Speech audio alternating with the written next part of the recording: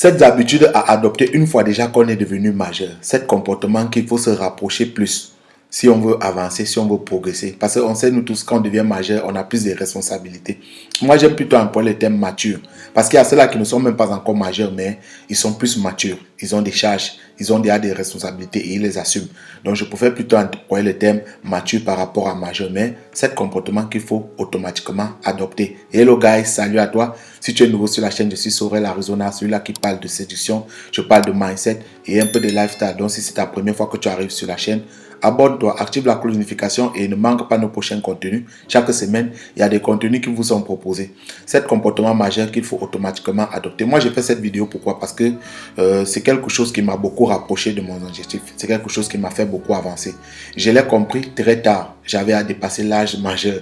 J'étais mature, mais pas vraiment mature. Mais c'est une fois que j'ai compris ces comportements, j'ai essayé de les adopter et que j'ai fait un bond vers l'avant. J'ai compris beaucoup de choses. Donc, c'est pourquoi j'ai décidé de partager cette habitude, ces comportements qu'il faut travailler pour pouvoir progresser. Donc, une fois que tu les identifies, tu essaies de faire des efforts en ce qui concerne ces habitudes-là. Soit elles sont toxiques pour toi, soit ces habitudes-là seront peut-être malsaines pour toi. Toi seul, tu sauras peut-être le problème. Donc, il faut les adopter et il faut essayer d'aller vers l'avant. La toute première des choses, ne te trouve pas des excuses dans ce que tu fais. On a toujours tendance à faire cela. Une fois qu'on a subi un échec, on se trouve des excuses. On accuse quelqu'un d'autre. On dit non, si je n'ai pas pu, c'est parce qu'il y a eu telle chose. Et on oublie parfois que tout le monde a le droit d'échouer. Tout le monde échoue. La plupart même des gens même échouent. La plupart des grands vainqueurs, ils ont subi des échecs. Mais une fois déjà que tu subis un échec et tu ne veux pas parfois avouer que bon, j'ai été incapable cette fois-ci, c'est que c'est pas bon pour toi, ça devient toxique pour toi, c'est un comportement qui est toxique. Il faut savoir accepter ces échecs parce que je sais, une fois qu'on accepte ces échecs, bon, on rejette la faute sur nous-mêmes. On ne se trouve pas toujours des excuses pour dire que c'est telle personne, c'est telle personne, c'est telle personne. En deuxième position, on ne doit pas écouter les gens. On écoute toujours ce qui nous décourage. Si tu aujourd'hui, tu essaies de faire peut-être... tu essaies de faire un sondage, la plupart des gens qui n'ont pas réussi dans la vie vont te dire que ils n'ont pas réussi parce qu'ils ont écouté certaines personnes à un moment donné de leur vie. Ils ont eu la possibilité de prendre une décision qui sera vraiment importante pour leur vie, mais autour d'eux, on les a beaucoup découragés, on les a dit non, on les a dit. Moi, cette chaîne que vous voyez aujourd'hui, si j'avais écouté la bouche de certaines personnes, c'est que je n'en serais pas là. Et le fait que j'ai écouté la bouche de certaines personnes m'a ralenti parce que normalement, la chaîne devait exister depuis belle lurette. Vous pouvez voir la date de création de la chaîne, mais la première publication de la chaîne n'a pas été sur la même date. Pourquoi? Parce que l'idée m'est venue. J'ai voulu faire cela parce que je voulais partager un peu ça. Je voulais partager l'expérience, que je connaissais un peu de la vie. Mais à côté de moi, on m'a beaucoup découragé. C'est avec le temps que j'ai compris que non, je ne devais pas être découragé. Je devais faire ce que je voulais faire et quand je voulais le faire. Et alors, j'ai pris cette initiative. Donc, toi qui m'écoutes, il ne faut pas écouter la bouche des gens. Il ne faut pas écouter les découragements. Sache que non, tout dépend de toi aussi.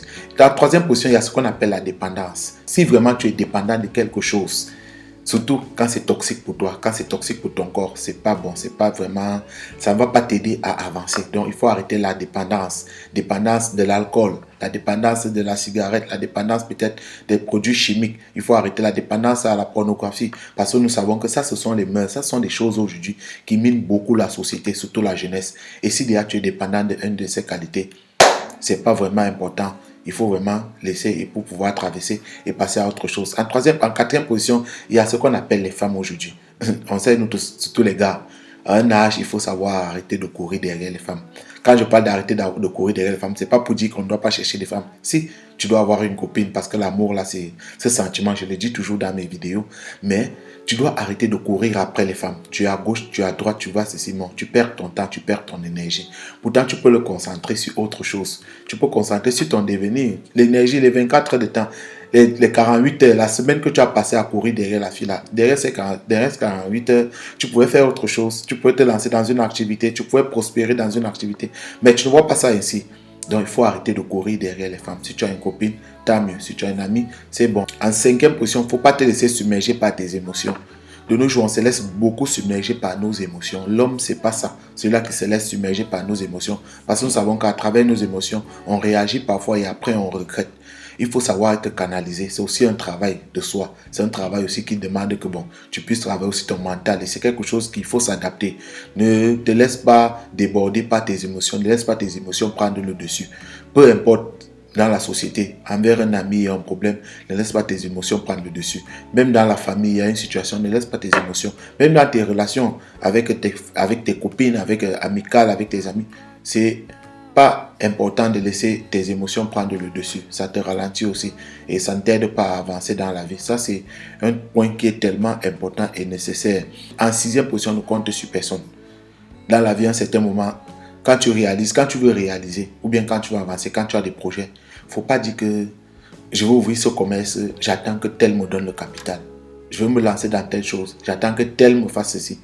J'entreprends faire un voyage pour aller à l'étranger, j'attends que tel m'aide parce qu'il a dit que non, il va m'aider. Ou bien comme il est bien positionné, je compte sur lui pour pouvoir m'aider. N'entreprends rien derrière d'autres personnes. Ne compte pas sur les gens, compte sur toi-même. Sois responsable.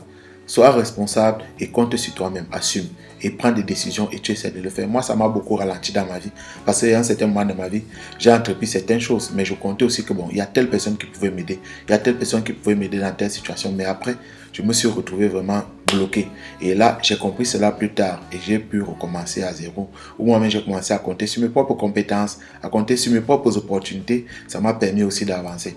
En septième position, il y a quoi? Il faut t'éloigner des relations toxiques. Éloigne-toi des gens qui sont toxiques, des gens qui ne te servent à rien. Il y a des amitiés comme ça. C'est-à-dire, tu es derrière quelqu'un, tu ne sais pas ce qui t'apporte de bon dans ta vie. Tu cours derrière lui, il est là, plutôt il est toxique pour toi. C'est-à-dire, il ne pense pas comme toi, il n'a pas les mêmes objectifs que toi, il n'a pas la même manière de voir la vie que toi.